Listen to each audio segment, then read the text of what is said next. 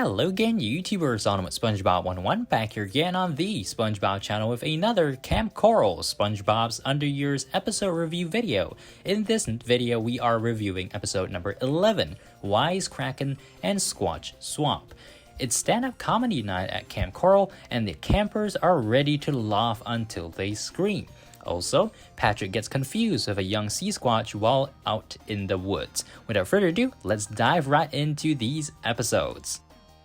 First up, we've got Kraken. I really enjoyed this episode. It felt really short, by the way. I had to rewatch it to make sure it was like 11 minutes. So yeah, this episode is really funny, and it centers around two different things. Comedy night as well as Plankton's intention to build a doomsday pie. This is shown right off the bat when the episode begins, and Plankton is kind of annoyed that the entire camp will be hosting comedy night at the Krusty Canteen. So basically he won't have his peace and quiet needed for his diabolical scheme.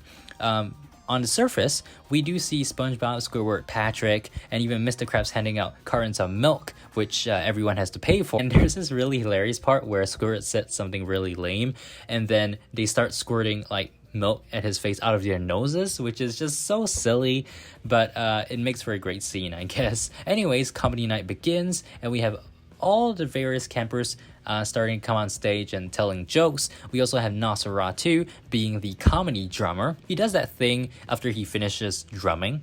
And then we see Harvey. So if you guys watched the previous episode, Give Me a News Break, basically this dude is a conspiracy theorist. So he's really kooky this time as well, but for slightly better reason, because he's saying that all the kids shouldn't laugh that much, because if they do, they will awaken the Kraken from Lake Yucky Muck. He is ignored, he's pulled off stage, and SpongeBob comes on. I really like this scene as well, because SpongeBob blows bubbles off the various characters, including Mrs. Puff and Mr. Krabs, and imitates them. I thought this was really cool. Now, the Mr. Krabs bubble does go into the chimney of the Krusty Canteen and goes all the way down. Meanwhile, in Plankton's lair, just as Plankton takes out the pie from the oven, he encounters Bubble Mr. Krabs, and the pie blows up in his face, to Plankton's dismay, unfortunately. Anyways, above the Krusty Canteen, sugar squeeze time. Narline and Nobby are at it again, and this time Nobby is like singing opera, which I thought was really funny as well. Okay, so now Harvey is back, and he says, you gotta stop because you're gonna awaken the Kraken. Of course, he is pulled off stage as usual, and then it's time for Squidward's act. I found this one really lame. But, I mean, the only cool part was the fact that he was actually in an invisible box. I'm not sure if that was intentional or that's just to demonstrate that he's being a mime. But, yeah, that's the Squidward segment. And then we've got a really dumb segment. So this one, I'm not sure why it was funny by the kids. I mean, why did the kids find it funny? But basically, Patrick puts up a watermelon here. He takes out a mallet, and instead of hitting the watermelon, he continuously hits himself on the head multiple times. So I'm not sure how this is funny, but I guess the kids found it funny, so it is. And then we've got more kids mocking Plankton, Mr. Krabs, and all that. And then even this kid who dumped himself with blue paint. So anyways, downstairs, Plankton is furious because every single time a kid tells a joke, the pie blows up in Plankton's face, which again, I think that was really the most funny portion of the entire episode. Continuously seeing explosions in Plankton. Continuously seeing Plankton have to explode because all sorts of different things like artificial earthquakes and all that. Okay, so Harvey is back and he is carried off the stage by the anchovies. Now Plankton has had enough. Basically, he comes up to the surface and decides to pout the kids with his giant explosive doomsday pie. And Patrick's just like, oh wow, I gotta eat that. This is when the Kraken actually shows up, to Lady Upturn's horror. And the Kraken, is a Kraken. It's pretty scary, right? Plankton instructs Karen to aim the doomsday pie at the Kraken, but unfortunately, it does not explode, to Plankton's dismay once again. Why? Because they ran out of plutonium. They ran out of plutonium an hour ago, so that was just a normal pie.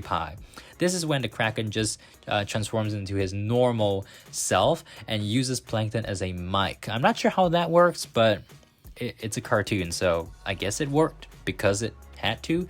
And he starts telling jokes to the delight of all the campers. And eventually, he is given the Comedy Night Award, basically, for the best jokes and all that, and he's really happy. The episode ends with Karen just carting some more plutonium, and it again explodes in Plankton's face. I'm not sure how Plankton is able to survive all of these explosions. You know, he should be dead by now. If not, he'd be really down with radiation poisoning at this point. But yeah, so lots of explosions in this episode, and you know, it's more funny if you actually watch this episode. So if you haven't watched this episode, I really encourage you to do it. It's a really funny episode, so you do not want to miss it. Overall, I'll give Wise Kraken a 8 out of 10. Really enjoyed this episode, and yeah, that is it. Moving on to Squatch Swap. So this episode was not as funny as Wise Kraken, honestly. So it has to do with SpongeBob and Patrick. They're in search of Seasquatches, which Sandy claims are not real, but they are determined to find them because they are part of the Squatch Watch fan club.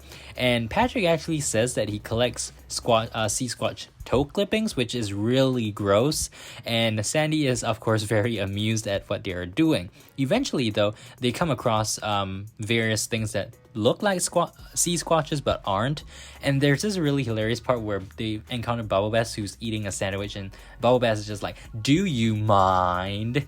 Or, I mean, along the lines of that. But basically, that just reminded me of part in Krusty Towers where Patrick was like, "Do you mind?" And I really hope to see more "Do you minds" in the SpongeBob series generally. I thought that was pretty funny. Okay, so they do encounter Seasquatch footprints, and they follow the trail and encounter a baby or a kid Seasquatch, who they promptly make friends with, and especially Patrick because it kind of has a similar shape as Patrick. And this has ramifications for later, so they are just playing around, fooling around, even in the mud, which is pretty gross. And this is when the adult Seasquatches come by. So the mother Seasquatch and the father Seasquatch come by, and this is when Sandy and SpongeBob are trying to get out of there. Unfortunately, they grab the baby Seasquatch, thinking that it is Patrick. And I'm not sure how they could have mixed it up, but really, if the Seasquatch doesn't even know how to speak English, how can that be Patrick? I mean, Patrick at least knows how to speak English, come on. So Patrick is then taken as their kid, basically, and he's like, "I guess this is my life now." So back at Kamp Koral, they think they've avoided a lot of trouble. But meanwhile, Patrick has to down a diet of worms, which he probably salts and then consumes. That's really gross. Why would Patrick do such a thing? Then the Seasquatches then eat sea urchins off their backs, which is also really gross. Meanwhile, at the Krusty Canteen, it is lunchtime, and the Seasquatch eats plankton. And he's like, "How many times do I have to tell you kids I'm not on the menu?"